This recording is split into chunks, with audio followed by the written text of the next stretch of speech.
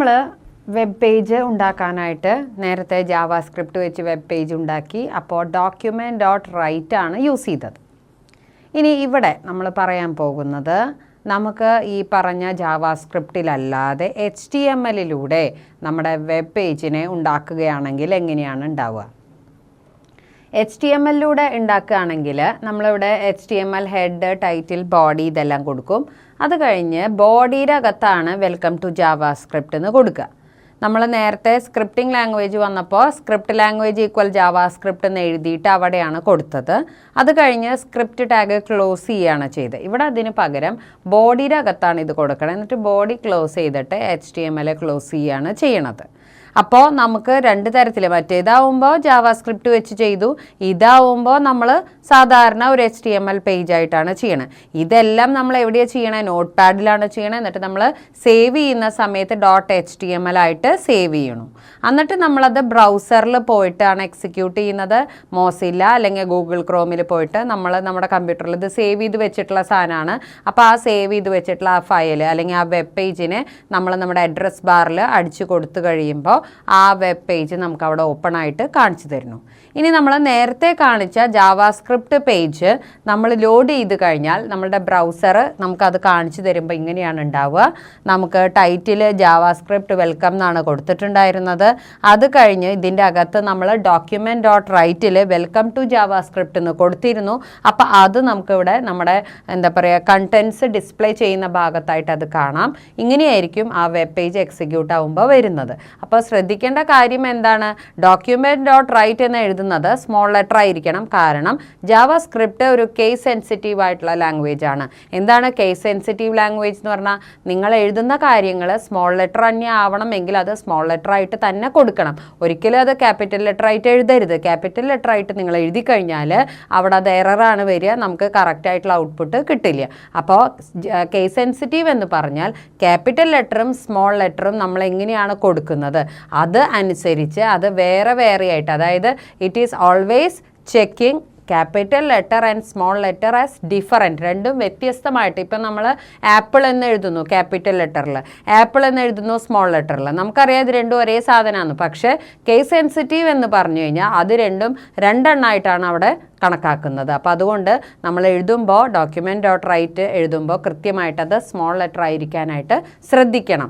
അപ്പോൾ നമുക്ക് അതുകൊണ്ട് തന്നെ ജാവാസ്ക്രിപ്റ്റ് ഒരു കേസ് സെൻസിറ്റീവ് ആയിട്ടുള്ള ലാംഗ്വേജ് ആണ്. ഇപ്പോൾ HTML ഒക്കെ ആണെന്ന് വെച്ചാൽ നമുക്ക് ആ പ്രശ്നമില്ല. നമുക്ക് എന്താണെങ്കിലും ഈ ടാഗുകൾ ക്യാപിറ്റൽ ലെറ്റർ യൂസ് ചെയ്തിട്ട് എഴുതാം, സ്മോൾ ലെറ്റർ യൂസ് ചെയ്തിട്ട് എഴുതാം, പ്രശ്നമില്ല, അത് വർക്കാവും. പക്ഷേ ഇങ്ങനെ ജാവാസ്ക്രിപ്റ്റ് അതുപോലുള്ള ലാംഗ്വേജുകളിൽ നമ്മൾ ചെയ്യുന്ന സമയത്ത് ചില സമയത്ത് ഇങ്ങനെയുള്ള ലാംഗ്വേജസിന് അങ്ങനെ ഒരു പ്രധാനപ്പെട്ട പ്രവർത്തനമുണ്ടോ, അതായത് കേസ് സെൻസിറ്റീവ് ആണോ എന്ന് നമുക്ക് അറിയണം. അപ്പോൾ കേസ് സെൻസിറ്റീവ് ആണെങ്കിൽ നമ്മളത് കൃത്യമായിട്ട് ക്യാപിറ്റൽ ലെറ്റർ ആണോ സ്മോൾ ലെറ്റർ ആണോ വേണ്ടത് അത് തന്നെ കൃത്യമായിട്ട് കൊടുത്തില്ല എന്ന് വെച്ചാൽ നമുക്കത് വർക്കാവില്ല. അപ്പോൾ ഇവിടെ എങ്ങനെയാണെന്ന് വെച്ചാൽ ഇതെല്ലാം സ്മോൾ ലെറ്റർ ആയിട്ട് കൊടുക്കണം. അപ്പോൾ അതുകൊണ്ട് തന്നെ document.write എന്നുള്ളത് സ്മോൾ ലെറ്റർ കൊടുത്താൽ മാത്രമേ നമുക്കത് കറക്റ്റ് ഔട്ട്പുട്ട് തരുള്ളൂ. നമുക്ക് നമ്മുടെ HTML വെബ് പേജിൻ്റെ ഭാഗം നേരത്തെ പറഞ്ഞതുപോലെ H1 മാത്രമല്ല, നമുക്ക് വേണമെങ്കിൽ H2 ഇവിടെ നമുക്ക് കാണാം. അതുപോലെ നമുക്ക് എത്ര ഹെഡിങ് വേണമെങ്കിലും അതിലേക്ക് കൊണ്ടുവരാനായിട്ട് പറ്റും.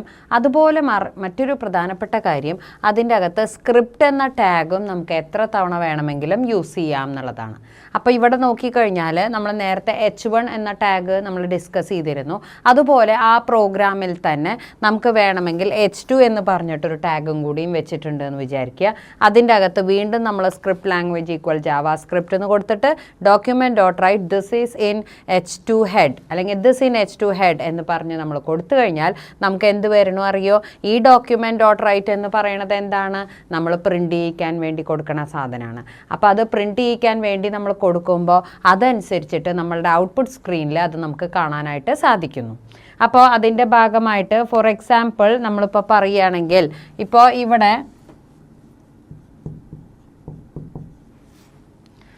നമ്മൾ ഈ പറഞ്ഞ H2 എന്നുള്ള ഹെഡിങ് എടുത്തു. ഈ H2 എന്നുള്ള ഹെഡിങ് എടുത്തു കഴിഞ്ഞാൽ ആ H2 ഇവിടെയാണ് ക്ലോസ് ചെയ്യണത്.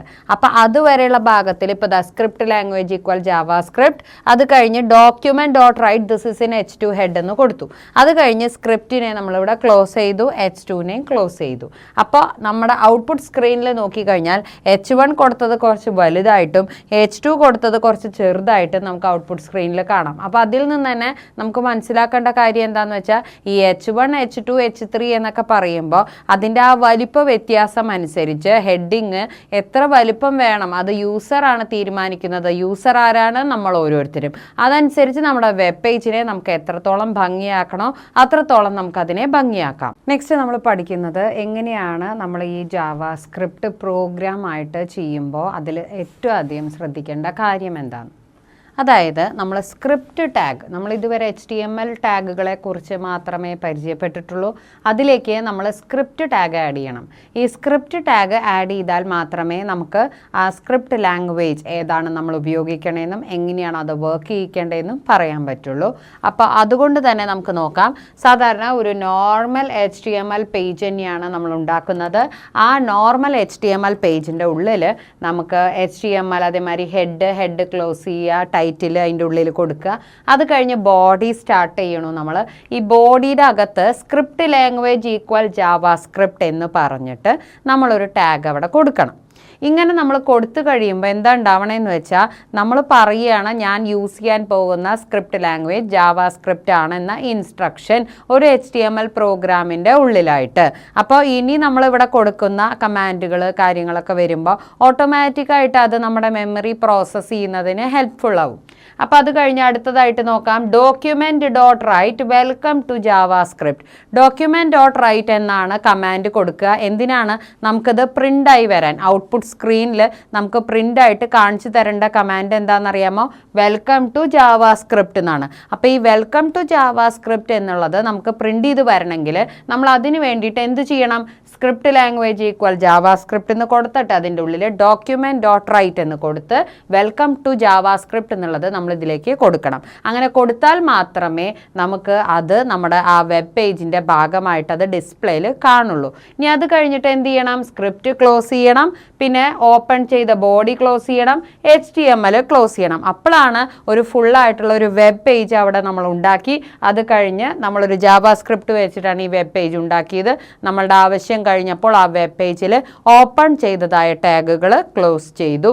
അപ്പോൾ ആ വെബ് പേജ് ഫുള്ളായിട്ട് സെറ്റായി.